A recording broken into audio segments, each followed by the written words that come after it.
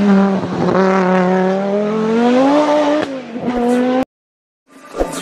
then you'll die.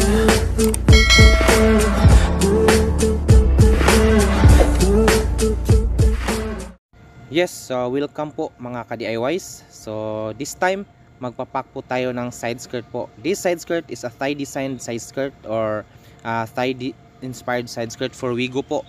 So fit po siya sa 2014 to 2023 na model po ng Wigo natin mga ka-DIYs. So papak po natin siya since ship natin siya to Luzon po. So just a little information na po sa lahat ng mga ka-DIYs natin na every time we do shipment po, ganito po yung ginagawa natin for safety po ng ating package po. So first natin na layer ng packing, by the way, we pack it through plastic, carton, and bubble wrap po mga ka-DIYs. So first layer po to mga ka-DIYs using the plastic wrap or stretch film, nang sa ganun maiiwasan natin yung gas-gas mga ka-DIYs.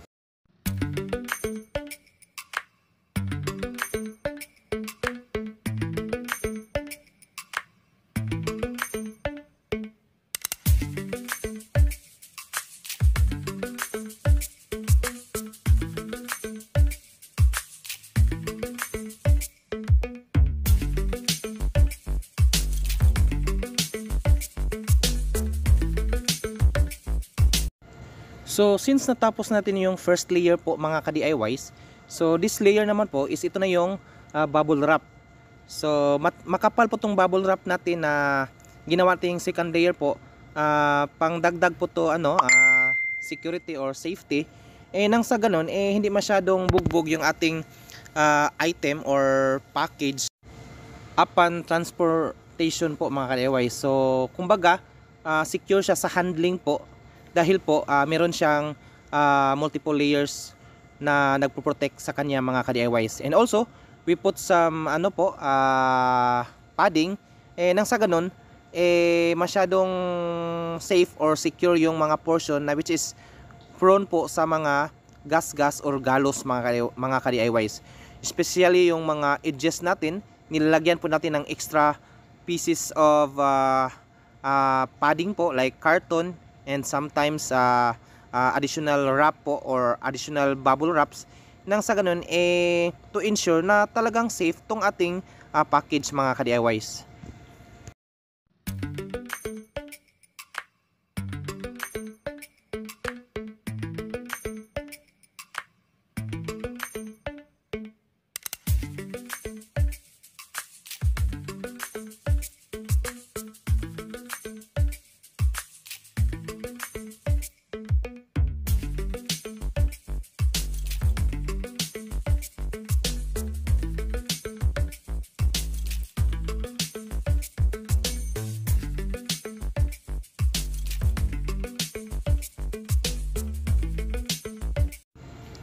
Dito naman po mga ka-DIYs, since natapos na natin yung plastic wrap and bubble wrap, so this is the final major layer po, which is the carton po. So hindi po to basta-basta carton but the thick one po. So yung makakapal na carton yung ginagamit po natin to ensure safety nga po mga ka-DIYs.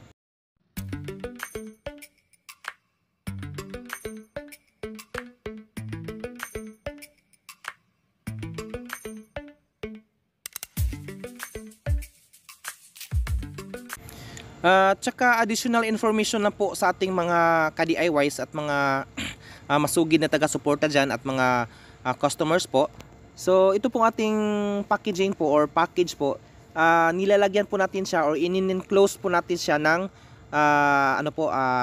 screw, stainless screws po kapag available po sa ating store. So madalas naman po available yan. So mostly po lahat ng ating mga package has its own screws po. As for free lang po siya mga ka-DIYs.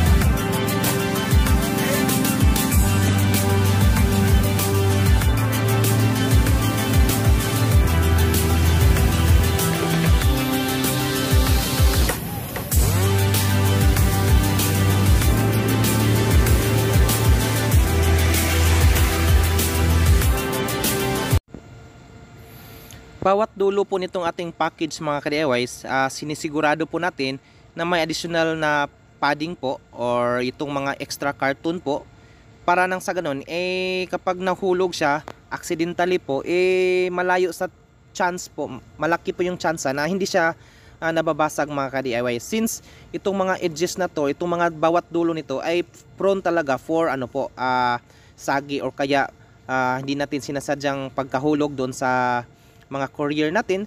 So nilagyan po natin ng extra pieces of padding po mga ka-DIYs.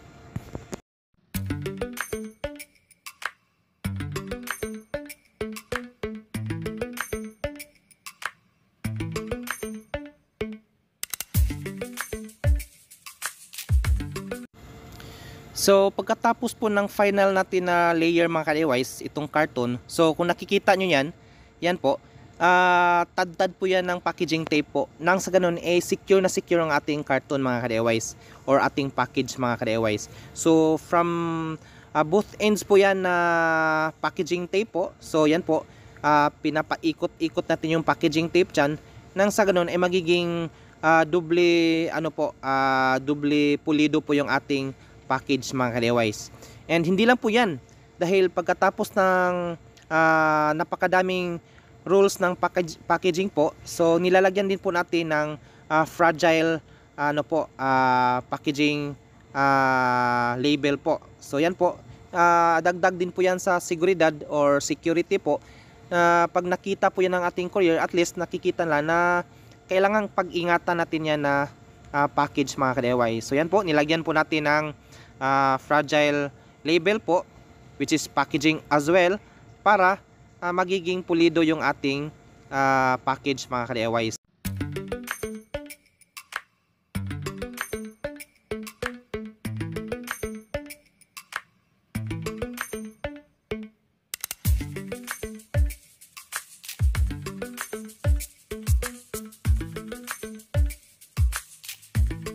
So tapos na po yung package natin mga ka-DIYs. So as finishing po, dinidikit na po natin tong sticker ng ating buyer or customer, which is the recipient of this package.